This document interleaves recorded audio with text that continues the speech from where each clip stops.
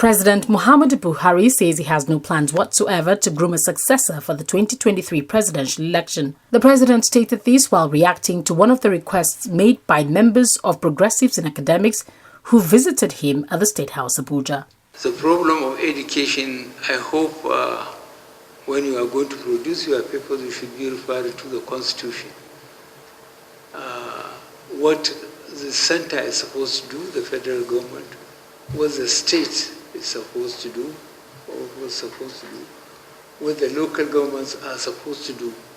And that, again, you reflect on the basis for revenue allocation from the center, which is being published by the, I think by the Nigerian press every quarter, the amount of money earned and how it is divided by the 3 tiers.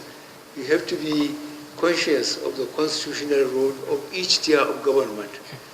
The people are glibly criticizing the government. When I say the government, of course they mean the federal government, for the almajiris.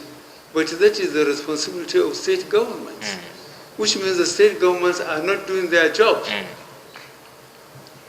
And people don't seem to care about what the Constitution has done. And I have nothing but respect for those who worked our Constitution, because they have been very conscientious of our state of society. I think if I identified anybody, I would create more problem for him or for her.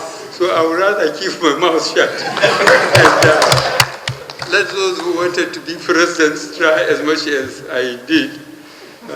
And I believe those who are interested, they knew that I tried 3 times.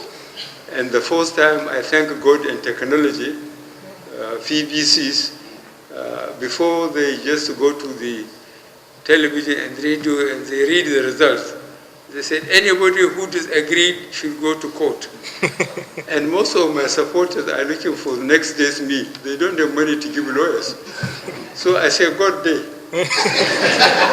So the first time God and technology came along, BBC, they couldn't rig the election, so I won. And this time around,